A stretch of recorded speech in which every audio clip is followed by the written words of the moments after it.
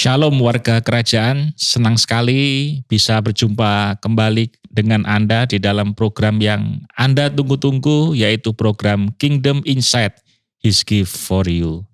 Kami selalu berdoa Anda semua ada di dalam perlindungan Tuhan, penyertaan Tuhan, anugerah Tuhan yang selalu baru setiap pagi bisa kita nikmati di dalam hidup kita dan juga keluarga kita. Sehingga kita boleh selalu hidup di dalam kebenaran-kebenaran yang Tuhan nyatakan di dalam hidup kita. Nah, hari ini kita masih ada di dalam seri akhir zaman, dan tentunya Anda sudah melihat seri-seri sebelumnya, dan saya percaya hal itu sungguh menarik, bukan? Karena itu hari ini kita akan lanjutkan ya tentang apa itu futurist, dan saya sambut kedua narasumber kita pada hari ini, yaitu Koden. Apa kabar Koden? Shalom, puji Tuhan semuanya baik-baik, luar biasa. Dan juga Pak Ronald Daniel. Ya, shalom. Senang sekali pada hari ini kita bisa membahas tentang kelanjutan dari program podcast kita tentang seri akhir zaman. Yang tentunya saya percaya sudah ditunggu-tunggu oleh teman-teman semua. Karena itu pada hari ini kita akan membahas tentang apa itu futurist. Mungkin Anda bertanya, what is futurist ya?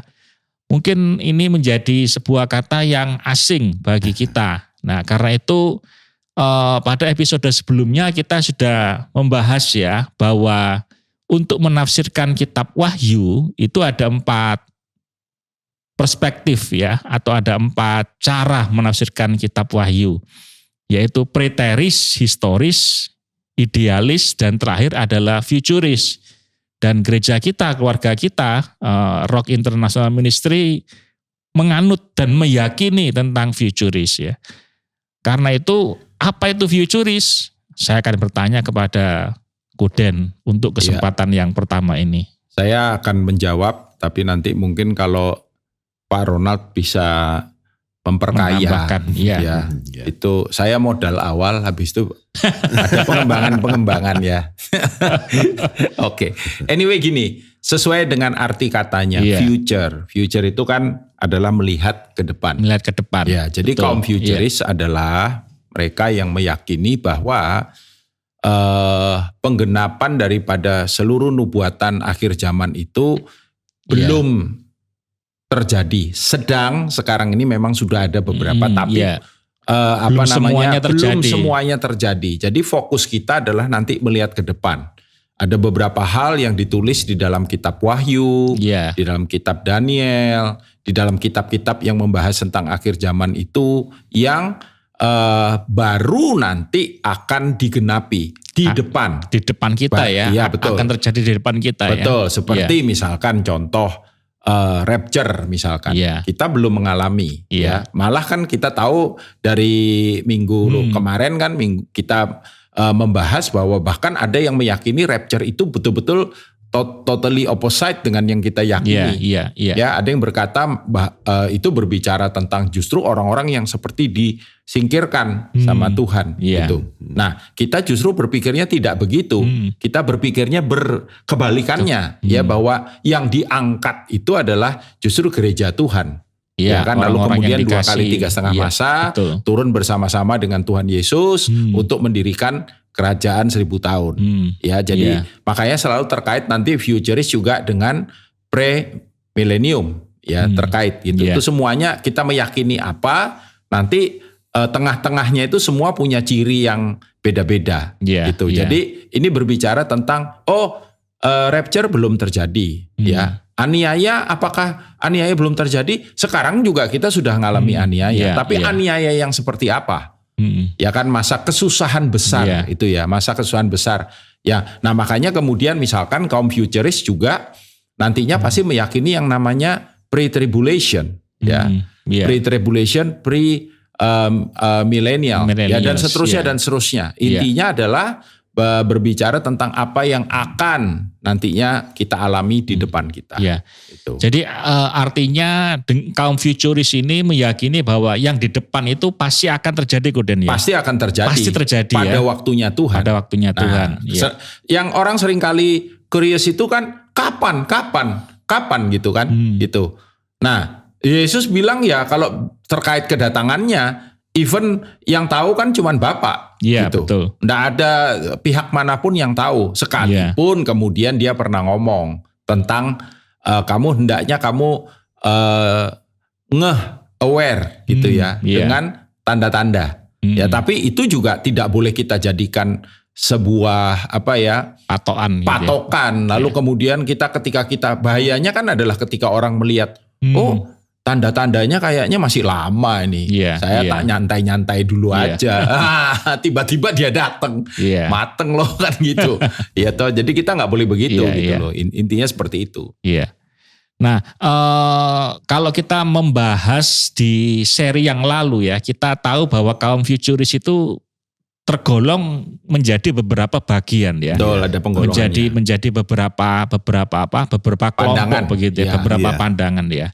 Nah, mungkin Pak Ronald bisa menyampaikan kira-kira apa saja Pak supaya menyegarkan ingatan kita kembali.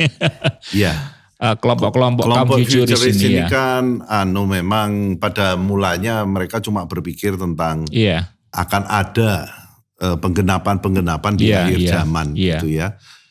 Jadi mereka itu yang membedakan mereka dari kelompok yang lain ya, futuris historik dan sebagainya. Jadi gini, di dalam kelompok futuris ini ada yang disebut premill, ya. Premill, yang percaya bahwa Yesus akan datang kembali sebelum kerajaan 1000 tahun. Tetapi ada juga yang kelompok yang menyebut dirinya amil. Yaitu mereka percaya bahwa Yesus banyak peristiwa milenium sudah terjadi, sedang terjadi.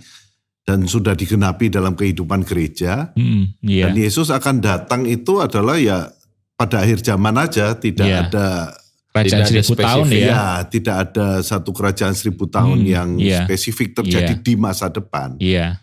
Tetapi ya Yesus akan datang di masa depan gitu ya. Jadi mereka juga futuris gitu ya. Kemudian juga ada kelompok yang lain yang disebut postmill, yang percaya bahwa kerajaan 1000 tahun itu sedang berlangsung dan akan mencapai puncaknya. Ada kerajaan 1000 tahun yang sesungguhnya dan kemudian Yesus akan datang ketika penggenapan itu terjadi. Jadi ini ketiga kelompok dan sekalipun sama-sama futuris, tetapi sebetulnya mereka adalah kelompok yang terpisah gitu ya. Bahkan premil dispensasional pun terpisah. Ya.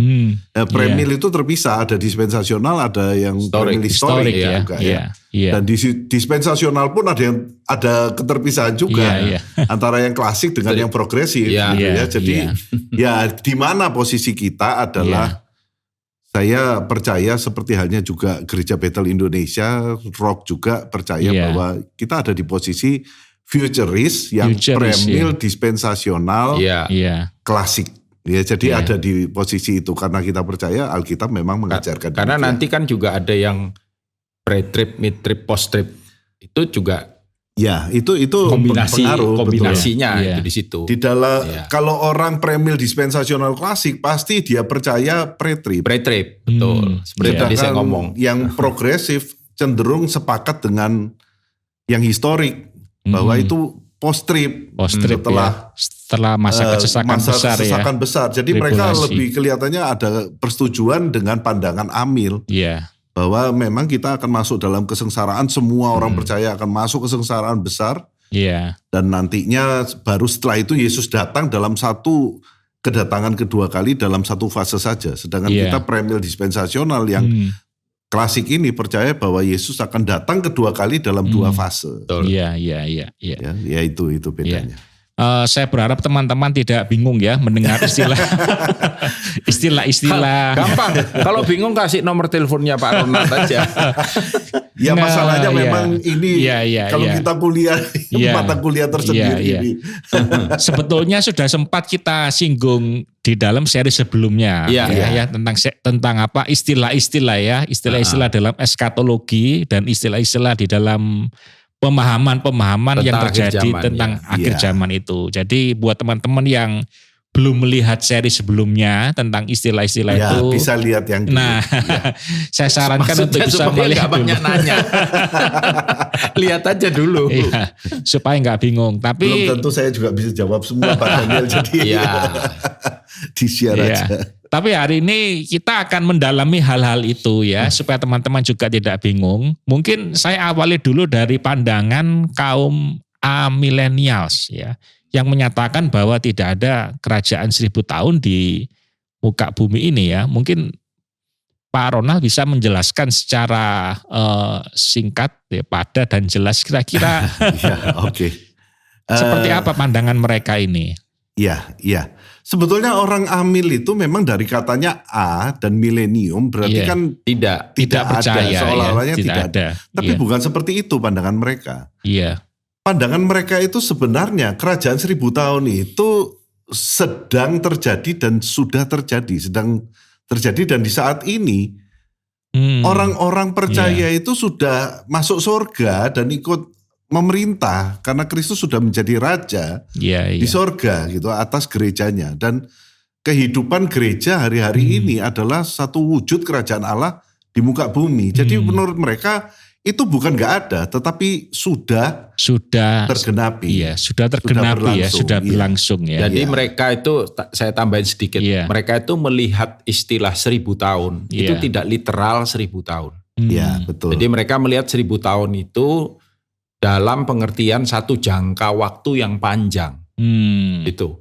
Sangat panjang. Sedangkan yang kita yakini nantinya itu literal. Memang 1000 tahun ya. Memang 1000 tahun. Memang waktunya 1000 tahun berarti ya waktu itu. Dan 1000 tahun dalam pandangan kita itu terjadi secara fisikal, secara harfiah. Yesus berkuasa karena ada kovenan Davidik sebetulnya. Kan memang janji terhadap Daud, keturunannya akan jadi raja. Dan kita percaya Yesus akan jadi raja secara fisikal, secara sungguh-sungguh terjadi, apa adanya, akan jadi raja di atas muka bumi. Jadi tidak secara alegori.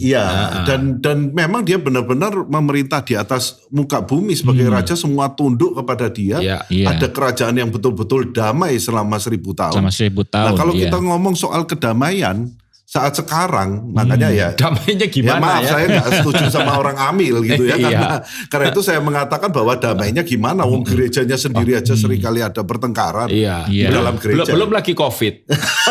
Orang bingung COVID. Jadi kedamaiannya di mana? Apakah gereja sudah benar-benar tunduk sama Yesus? Nah, ini konflik yang terjadi ini membuat kita bertanya lah. Memang semua keyakinan yang dipegang tentu saja oleh masing-masing saudara-saudara kita yang lain itu memang sangat bergantung dengan kalau ngomong hermeneutik ini orang ini makanan apa lagi? Pola tafsir. Bagaimana cara kita menafsir Alkitab gitu. Nah, apakah cara kita menafsir Alkitab sepenuhnya alegori atau sepenuhnya literal? Nah, yang bijaksana adalah memang ada bagian-bagian yang kita lihatnya harusnya literal, tidak perlu dialegorikan. Tapi ada bagian-bagian yang memang kita belajar untuk kemudian memahami dan mengerti itu secara alegori yang bertanggung jawab. Kan? Yang memang alegorinya sudah ditetapkan Alkitab sendiri. Alegori yang bertanggung jawab itu ada ayat menafsirkan ayat. Jadi mungkin nanti podcast yang lain aja. Pokoknya percayalah kita ini tulus-tulus saja gitu. Teruskan Pak Ronald, teruskan. Nah Pak Ronald, kalau di kitab Wahyu saya pernah membaca ada meterai, lalu ada sangkakala, ada cawan. Itu apa kaitannya dengan pandangan kaum amilenial sini? Kaum amilenial, nggak cuma kaum amilenial sebetulnya. Yang semua, lain juga semua percaya. Pokoknya futuris ini percaya tentang nanti akan datang satu masa tribulasi. Masa kesesakan besar. Kesusahan besar. Penderitaan yang nggak pernah terjadi sebelumnya di atas muka bumi, bencana alam luar biasa, yang mungkin di masa-masa untuk orang preteris itu dianggap mirip dengan orang-orang Israel toh yang ngalami. Orang masa awal orang masa awal orang percaya itu di abad permulaan banyak mereka sudah menderita. Betul. Nah, ternyata kan kita tahu bahwa itu bukan akhir dari gereja. Jadi kalau itu sudah penderitaannya demikian besar, mereka diadu sama binatang buas lah, mereka dibunuh, dibakar, disalibkan, itu sudah menderita kayak gitu. Masa tribulasi ini akan lebih parah daripada itu gitu ya. Akan lebih parah daripada itu.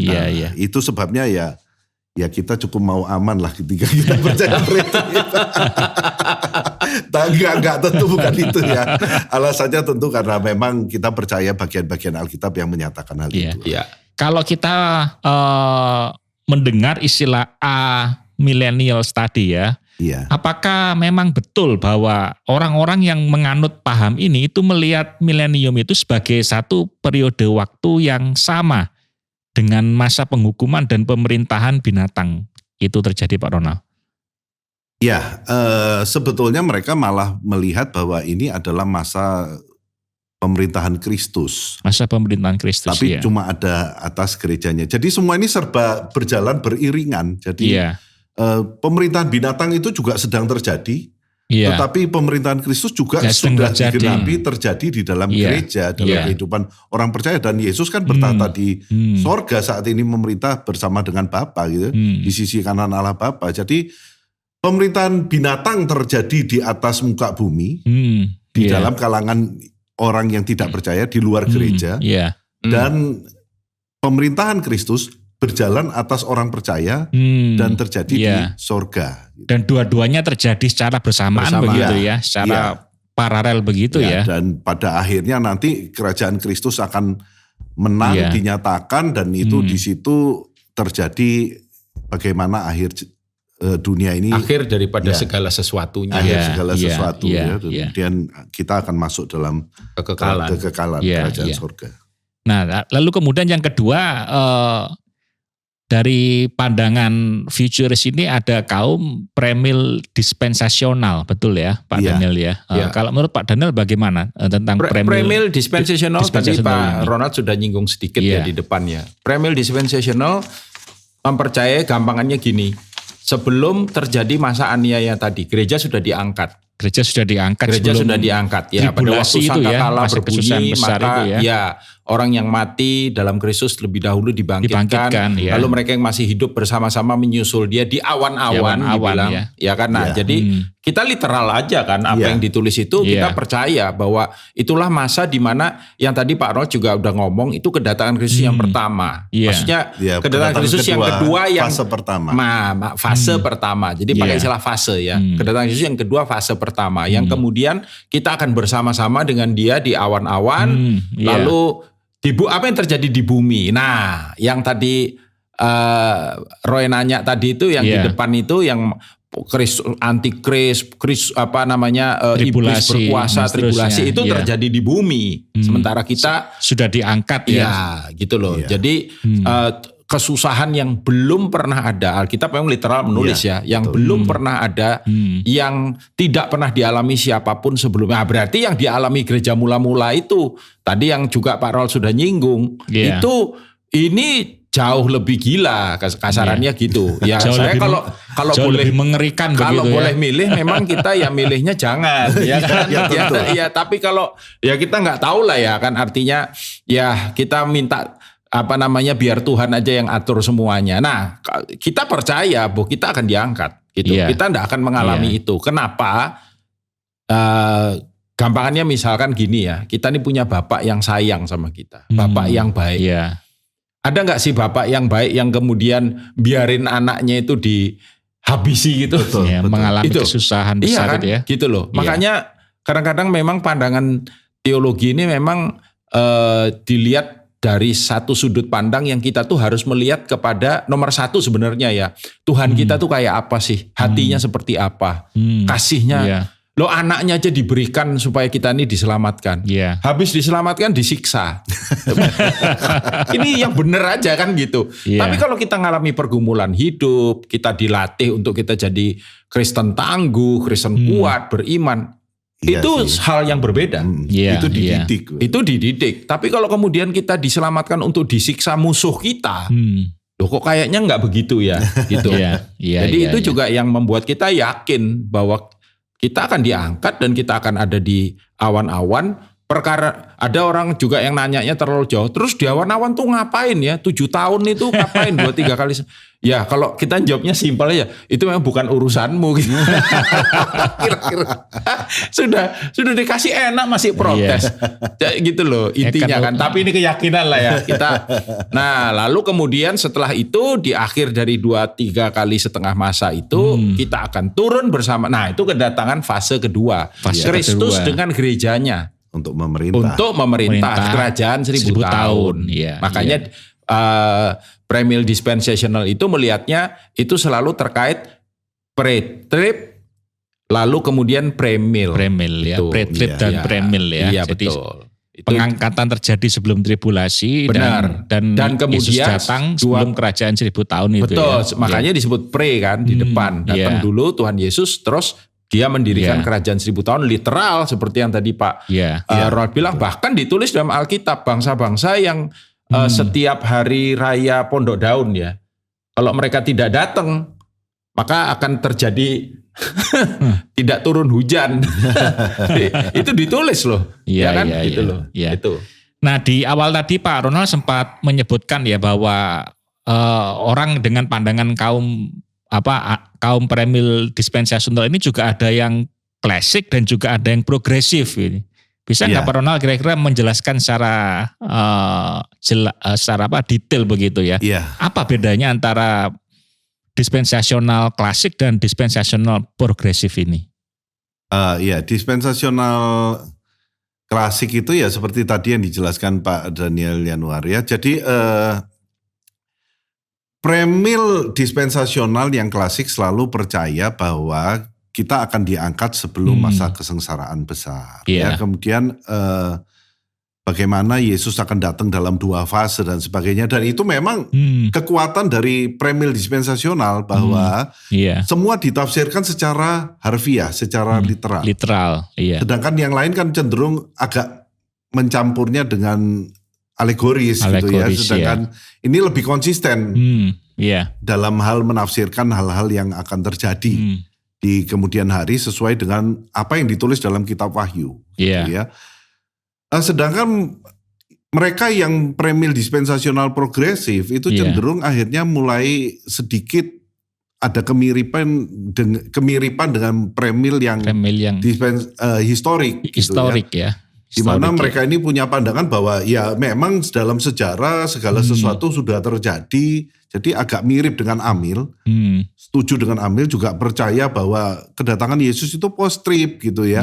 Kita semua akan ngalami penderitaan dalam ikut ngalami penderitaan besar. Tadi Pak Daniel ngomong masa ada anak terhadap bapak terhadap anaknya kok kayak gitu ya. Dan lebih lagi sebetulnya kita lihat bahwa kenapa kita lebih setuju ke premil dispensasional yang klasik adalah karena jelas sekali di Alkitab dikatakan bahwa kita ini mempelainya Kristus. Masa menjelang pernikahan disiksa dulu gitu. Kira-kira seberapa kuat itu? Nah, kan gereja ini ditebus dan jadi objek kasih Allah. Bukan objek murka Allah. Sedangkan kan tribulasi itu dipandang oleh orang premil dispensasional adalah masa murka Allah dicurahkan. Lewat meterai, sangkakala, cawan murka Allah. Gitu. Waktu Yesus doa di Taman Getsemani ngomong, biarlah kiranya cawan ini lalu daripadaku, itu bicara soal cawan murka Allah. Jadi apakah Yesus nggak dikabulkan doanya? Ternyata dikabulkan. Makanya di kitab Ibrani kita lihat bagaimana doa itu dijawab gitu ya. Jadi dikabulkan karena apa? Karena dia bangkit. Ya, jadi ini agak nyimpang dikit, tapi kita perlu tahu bahwa cawan murka Allah itu dilalukan dari Kristus, sudah ditanggung Kristus. Lah kenapa kok kita kemudian harus menanggungnya gitu ya? Nah, premil progresif, premil dispensasional yang progresif itu mempercayai bahwa kita akan mengalami tribulasi juga. Kesusahan jadi besar ada, itu ada kesepakatan tentang termasuk dengan premil historik yang mereka percaya bahwa kerajaan 1000 tahun sungguh akan terjadi, tetapi mereka ini cenderung kepada satu pandangan yang percaya bahwa itu akan terjadi setelah masa tribulasi. Iya. Jadi saya langsung masuk ke premil historik itu. Kalau begitu apakah betul bahwa premil historik itu tidak percaya ada pengangkatan gereja, Pak Ronald? Premil historik percaya akan pengangkatan percaya gereja. Ya? Iya percaya. Tetapi itu terjadi setelah tribulasi. Setelah tribulasi. Jadi ya. Post-trib. Post-trib ya. Post-tribulasi. Post-trib. Kalau kita kan pre-tribulasi. Iya. Dan jadi begitu diangkat dan kemudian langsung akan ikut dalam memerintah bersama Tuhan. Jadi menyambut Tuhan terus turun lagi gitu loh, Roy. Iya.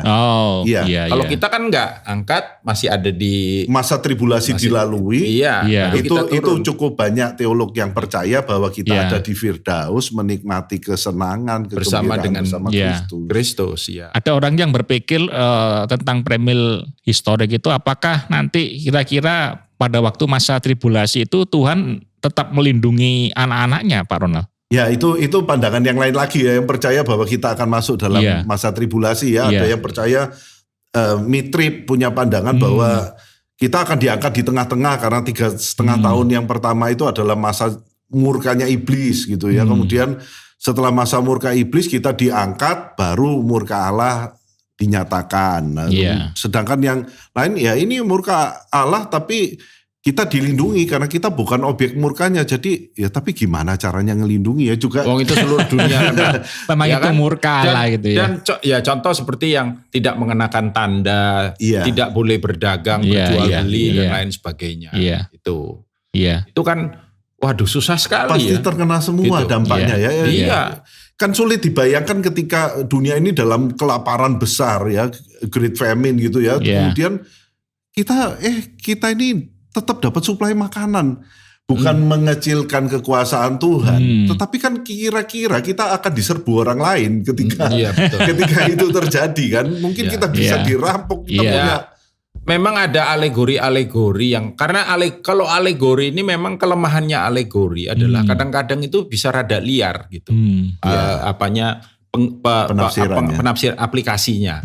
Jadi selalu kan tapi kan di Alkitab tertulis ketika seluruh anak sulung Mesir mati, cuman di Goshen tidak ada kematian. Iya. Ya di Goshen, bukan di Goshen ya. Di Goshen di Alkitab ada pengecualian ya. Ada pengecualian di tanah Goshen itu ya. Sementara Mesir ngalami kegelapan Goshen. Nah, itu seringkali dialegorikan dipakai untuk yang Pak Ronald tadi ngomong, misalkan salah satunya. Gitu. Loh, kita seluruh dunia ngalami aneh. Kita akan terlindungi seperti di Goshen. Loh, makanya kan kalau menerapkan itu aspeknya mesti komplit gitu loh. Itu dalam kondisi apa, di mana, konteksnya apa, gitu kan enggak bisa main comot. Maksudnya main comot dan kemudian mensejajarkan begitu saja. Gitu. Tapi mungkin kita nggak bahas ini lah nih. Jadi nanti tapi menarik. Memang tulah itu kelihatannya sudah mengerikan. Ini akan lebih mengerikan dari tulah itu loh. Karena itu terjadi di satu area. Ini di seluruh muka bumi. Seluruh muka bumi. Tanpa terkecuali ya. Betul. Dan mengingat perkembangan teknologi. Kita kan tahu bahwa sekarang ini semua data itu sudah istilahnya siapa yang enggak? Iya, datanya Pak Roy semua orang sudah tahu. Sudah tahu ya. Iya, itu sebabnya kenapa kok kita paling gampang mau apa-apa kita tinggal Google aja. Karena semua sudah ada di situ. Mau lari kemana kita? Iya. Ya berita itu pasti akan menyebar ya. Kalau di sana ada makanan. Di sana ada kesukupan gitu ya. Diserbu. Ya itu bisa kita bayangkan lah itu. Sama kayak orang nyerbu diskon ya. Iya. Sama kayak orang minta divaksin itu loh. Mungkin kita harus punya teknologi kayak Wakanda. Bisa menghilang. Dikamuflase. Nah teman-teman jangan takut ya. Mungkin kita membahas banyak hal-hal yang kelihatannya mengerikan ya pada sesi ini. Tapi saya percaya bahwa pembukaan rahasia firman Tuhan yang kita bahas pada hari ini bukan untuk supaya kita menjadi takut, tidak ya. Betul. Tapi supaya meng-encourage kita. Nah mungkin sebagai yang terakhir kira-kira dari Pak Daniel, pesan apa untuk meng-encourage kita tentang pembahasan yang sudah kita bahas tentang 3 pandangan kaum futuris ini. Nomor 1 kita harus tahu siapa Tuhan kita itu. Iya. Ya kan? Jadi on purpose kenapa kita panggil dia Bapak? Ya kan, on purpose juga misalkan kenapa kita itu disebut kekasihnya. Yeah. Tadi Pak Ronald bilang kita itu disebut mempelainya. Yeah. Tapi on purpose juga kita ini disebut umat tebusan. Ya kan, biji mata Allah, umat kesayangannya. Ya, bahkan dikatakan harta yang berharga buat dia. Nah, itulah isi hati Tuhan. Saya percaya bahwa karena begitu besar kasihnya itu, bahkan motivasi utama kedatangannya kan itu, Yohanes 3 ayat 16. Menjemput kita ya. Menjemput kita. Karena itu, ayo sekarang kita melihat dari sudut pandang itu. Nah memang ada mungkin ya saudara-saudara kita yang cenderung itu very scary gitu ya, menakutkan. Iya, ya. Atau juga gini, melihat Tuhan itu sebagai satu sosok yang sepertinya keras, yang sepertinya itu bertindak nggak gampang loh, ikut Tuhan nggak gampang. Ya saya juga tahu nggak gampang, gitu. Karena kita berhadapan dengan dunia. Tapi bukankah Tuhan memberikan kasih karunia kepada kita untuk memberikan kita kekuatan melampaui semuanya itu. Nah dengan demikian, kalau kita melihat sudut pandang itu, ya kita tahu bahwa yang kita bicarakan ini kenapa kita yakini itu. Ya kan, tapi memang tujuan podcast ini bukan untuk perang doktrin, untuk tidak. Gitu. Kita hanya ingin menyatakan bahwa begini, bahwa he love you so much gitu. Dia tuh sangat mengasihi kita. Mari kita lihat dari perspektif itu, dari sudut pandang itu. Ya, amin. Bisakah Pak Daniel menutup dengan doa sekaligus? Kita berdoa ya. Bapak, terima kasih, kami ngucap syukur untuk waktu beberapa menit yang kami pakai dalam perbincangan ini. Tuhan, kami menyadari keterbatasan kami. Mungkin tidak semua kami bisa jawab. Tapi biarlah kiranya kami lebih memahami dan mengerti isi hati Tuhan. Bahwa kami adalah umat tebusan yang diselamatkan. Dan Tuhan yang diberikan destiny yang luar biasa. Masa depan yang penuh harapan. Biarlah kami berjalan tidak dalam ketakutan. Tetapi di dalam anugerah, kasih, dan penyertaan bahkan favor-Mu yang tidak berkesudahan. Terpujilah nama-Mu, di dalam nama Tuhan Yesus kami ucap syukur berdoa. Amin. Amin. Baik, thank you Koden dan Pak Ronald yang sudah menyempatkan waktu untuk bisa berbincang-bincang dengan kita pada hari ini. Nah teman-teman, menarik bukan pembahasan kita pada hari ini? Karena itu kita selalu mengundang ya, dan jangan lupa untuk selalu menantikan program-program berikutnya, yaitu program-program yang ada di Kingdom Insight, His Gift for You. God bless you.